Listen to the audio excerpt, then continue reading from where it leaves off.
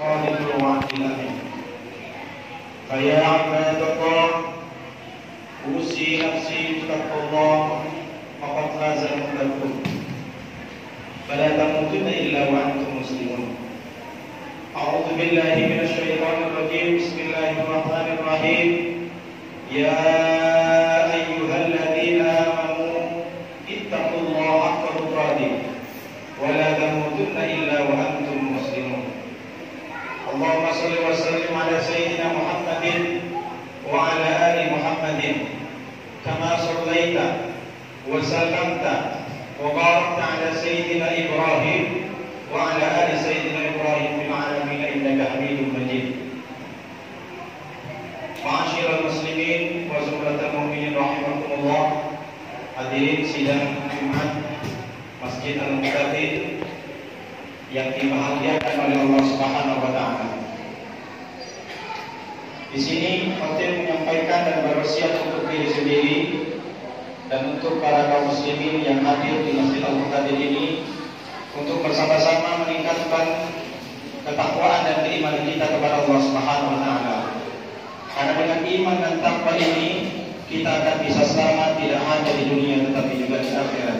Mudah-mudahan dengan hadir di salat Jumat pada hari ini kita selalu bersyukur kepada Allah Subhanahu wa taala.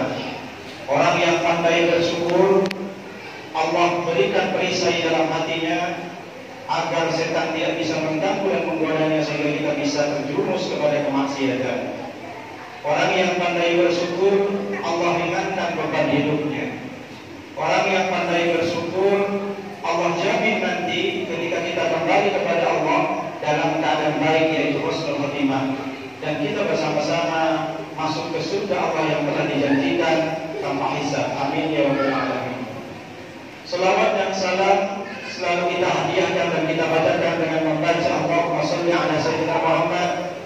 Kita hadiahkan kepada Nabi Muhammad, mudah-mudahan beliau akan menjadi sesuatu yang bisa menarik kita meskipun kita terlalu banyak dosa dan salah di dunia. Kita bersama dengan beliau masuk ke surga Allah tanpa dihisab lagi. Amin ya rabbal alamin. Di sini saya berpesan sedikit tentang kisah Nabi Muhammad SAW pada ketika beliau sedang dalam keadaan risau dan galau. Bahkan orang-orang di sekitarnya termasuk orang kafir menyatakan Nabi Muhammad dalam keadaan gila dan stres. Apa itu? Yaitu ketika Rasulullah selama 6 bulan tidak menerima wahyu, tidak menerima surat dari Allah Subhanahu wa taala. Mungkin kita bayangkan kalau kita sendiri saja tidak ada kabar dari orang yang kita cintai dan sayangi, jangankan 6 bulan.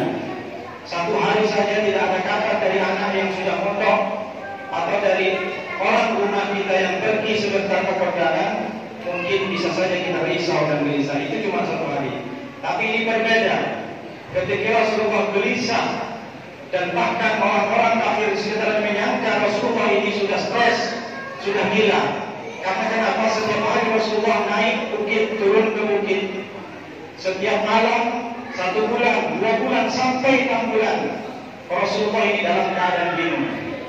Maka ketika kondisi seperti ini, orang-orang kafir yang memang benci kepada Rasulullah memanfaatkan momentum Rasulullah. Yang pertama, memanfaatkan kekurangan, bahwa mereka menyatakan kepada orang sekitar, Muhammad sekarang sudah ditinggalkan oleh Tuhannya, maka kalian tidak pantas untuk mengikuti. Kamu bisa lihat semuanya Muhammad itu dalam keadaan stres, dalam keadaan gelisah. Mungkin saja dia sudah tidak dipedulikan oleh Tuhannya. Oleh karena itu, maka ketika Nabi risau pada 6 bulan ini, Allah langsung menjawab dan Allah menurunkan ayat yang sangat istimewa, yang sangat begitu dahsyat ketika Rasulullah dalam keadaan gelisah. Apa itu? Bismillahirrahmanirrahim. Wadduha wal-laili idza saja ma wadda'aka rabbuka wa ma qala wal akhiratu khairul laka minal ula wa la sawfa yu'tika rabbuka fatarda. Turun ayat yang sangat istimewa, yaitu adalah Ad-Duha. Kita perhatikan dari ayatnya Wadduha, sangat istimewa. Dalam bahasa Arab, Waw itu bermakna dan.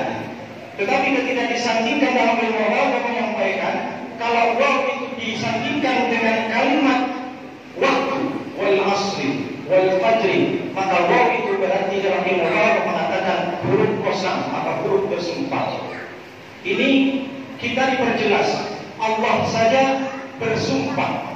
Apa maknanya? Allah ingin mengatakan kepada kita bahwa ketika kita sudah mengimani dan mempraktekkan apa yang terkandung dalam surat Al-Duha ini, tidak akan ada celah atau tidak ada keraguan lagi bahwa kita akan bisa mengikuti dan mempraktekkan apa yang sudah dicontohkan oleh Nabi Muhammad. Apa artinya Al-Duha? Demi, saya bersumpah kepada Allah demi waktu duha. Wal laili idza saja, dan demi malam, tidak hanya sekedar malam, idza saja, ketika malam itu pekat, ketika malam itu gelap gulita. Kata Allah, duha ini kita sudah tahu, waktunya duha itu dari pagi, bahkan yang paling akhir itu jam 10 atau jam 11. Kita dari perspektif medisnya saja, zaman corona ini kita dihimbau oleh WHO bahwa untuk berjemur di waktu jam 10. Berarti matahari ketika waktu duha tidak hanya bisa menyegarkan, tidak hanya bisa memberikan kebahagiaan kepada kita, tetapi juga di sisi lain bisa menyembuhkan sakit jantung, membuat imun kita bisa naik, dan corona tidak bisa kembali kepada tubuh kita atau bisa menghinggapi kita. Nah, duha ini orang Arab menyatakan atau menggunakan kata duha, yaitu ketika kita mendapatkan sesuatu yang enak dan kita bahagia. Jadi tidak hanya sekedar yang dimaksud maknanya itu waktu duha saja. Orang Arab itu ketika mengkalimatkan atau membincangkan kalimat duha, itu bahwa ketika kita menerima sesuatu dari orang atau siapapun, kita senang mendapatkannya. Itu waktu duha. Wal laili idza saja, dan demi malam ketika gelap. Malam itu pasti gelap, tapi kalau tidak saja itu tidak gelap gulita. Mungkin kalau sekarang itu karena banyak lampu, sehingga mata kita bisa melihat. Mata itu bisa melihat karena ada pantulan cahaya. Bayang tidak kalau PLN mati sampai sebulan, apa yang kita rasakan? Tidak hanya gelap saja, tetapi pikiran juga buntu ketika gelap gulita. Nah, kenapa waktu tidak Allah? Kenapa hanya walaili idza saja ditambahkan oleh Allah? Kan bisa saja Allah bilang waktu idza Allah, ketika waktu duha matahari bisa menyinari. Karena waktu duha itu sudah sempurna. Waktu duha di mana orang banyak olahraga dan segar fresh ketika waktu tidur. Apa yang dimaksudkan dalam tafsir Mudassir mengatakan, jadi seakan-akan Allah mengatakan, wahai Muhammad, demi waktu ketika engkau merasakan bahagia dan ketika engkau merasakan sulit, malam kan, itu yang dimaksud. Jadi bukan berarti waktu duha. Yang disampaikan Allah, saya bersumpah demi engkau, pengalaman atau kehidupan engkau yang merasa bahagia mulai dari kecil, diasuh oleh ibunya, diasuh oleh kakek dan pamannya, dan demi waktu sesulit apapun, kata Allah, ma wadda'aka rabbuka wa ma qala. Aku tidak pernah meninggalkan kamu sedikit pun dalam suka ataupun duka. Di sini juga mengatakan Allah itu menggunakan kata rabbuka, tidak mengatakan ma wadda'aka Allah wa ma qala. Sedikit pun aku tidak meninggalkan, Tuhanmu tidak akan meninggalkan dalam keadaan meskipun kamu termasuk orang yang dianggap orang gila. Orang itu gila tapi stres. Kalau gila biasa itu majnun. Jadi Allah seakan-akan mengatakan demi waktu engkau bahagia selama ini dan demi waktu engkau merasakan sulit apapun, tanamkan dalam dirimu Muhammad bahwa Tuhanmu tidak pernah meninggalkanmu. Di sini memakai kata Rabbun. Allah ingin menjelaskan kepada kita, menjelaskan dalam surat Tuhan memakai Rabbun. Rabbun itu artinya merawat. Seakan-akan Allah mengatakan, saya Muhammad yang merawatmu, saya Muhammad yang menyembuhkan sakitmu, yang menenteramkanmu. Aku tidak pernah meninggalkan kamu dalam keadaan suka ataupun duka. Tetapi ada syaratnya kata Allah, walal akhiratu khairul laka minal ula. Tetapi kalau engkau ingin selalu tidak ditinggalkan dan ingin dilindungi olehku, kata Allah, walal akhirah, sandarkan semua aktivitasmu yaitu akhirat. Jadikan seluruh aktivitasmu setiap hari dari bangun tidur sampai tidur lagi akhirat, karena akhirat. Kalau kita menyandarkan sesuatu kepada akhirat, berarti itu adalah ibadah. Kalau ibadah berarti karena Allah. Nah, ini Rasulullah, Nabi, Rasul yang sudah dijamin surganya oleh Allah, disuruh bahkan Allah bersumpah untuk selalu menyandarkan sesuatu. Kalau engkau tidak ditinggalkan dengan Tuhanmu, maka engkau harus sandarkan semua aktivitasmu dengan akhirat.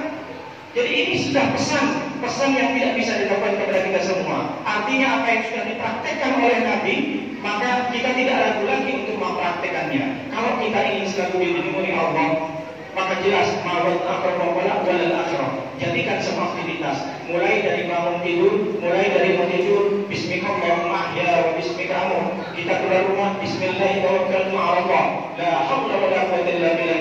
Ketika kita mengendarai kendaraan, Subhanalladzi sakharana hadza wa ma kunna lahu muqrinin. Apa kenyataannya ketika kita sudah tidak ditinggalkan Allah dan menyandarkan semua aktivitas kita pada akhirat, wala sawfa yarda wala sawfa yu'ti rabbuka fatarda, dan aku akan memberikan pertolongan fatarda, maka engkau akan bahagia nanti. Nah, salah satu daripada apa agar kita bisa meyakini Allah itu tidak pernah meninggalkan kita, sebagai renungan 3 ayat setelah wala sawfa yu'ti rabbuka fatarda. Alam yajidka yatiman fa'awa wa wajadaka dhallan fahada wa wajadaka 'ailan fa'agna. Alam yajidka yatiman fa'awa, kata Allah, bukankah aku sudah menemukanmu pada waktu dulu itu dalam keadaan yatim? Itu kalau ditafsirkan ke kita, bukankah kita keluar dari rahim ibu itu sendirian, telanjang seperti bayi? Fa'awa, maka aku melindungi. Apa ini maksud dengan fa'awa? Aku lindungi, aku kirimkan seorang orang tua. Kita dilahirkan ke dunia dalam keadaan telanjang, tetapi Allah kirimkan seorang ibu dan ayah yang menyayangi kita, yang merawat kita, yang memberikan susu kita. Diberikan ayah yang selalu kontak-kontak cari nafkah. Loh, ada yang tanya, tidak Ustaz, itu sudah selalu di mana-mana orang tua sayang sama anaknya, pasti kasih makan. Belum tentu. Kita sudah banyak orang tua yang sudah membuang bayinya. Banyak orang tua laki-laki karena mukul bisa membunuhnya. Itu karena Allah tidak hadirkan rasa sayang kepada ayah dan ibunya. Itu sudah jelas, itu bukan sunatullah.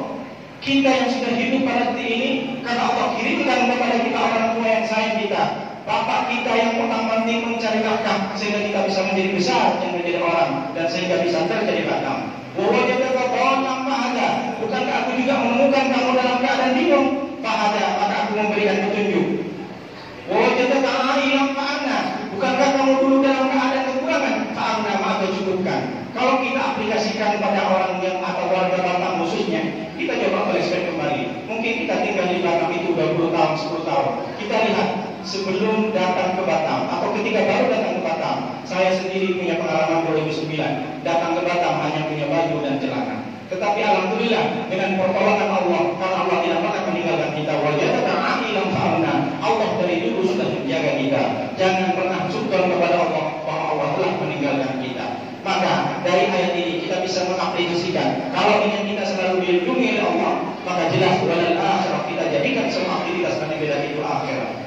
Barakallahu li wa lakum fil Qur'anil azim wa nafa'ani wa iyyakum bima fihi min ayati wa dzikril hakim. Aqulu ma tasma'un wa astaghfirullah li wa lakum wa li sa'iril muslimin min kulli dhanbin fastaghfirullaha innahu huwal ghafurur rahim. Allah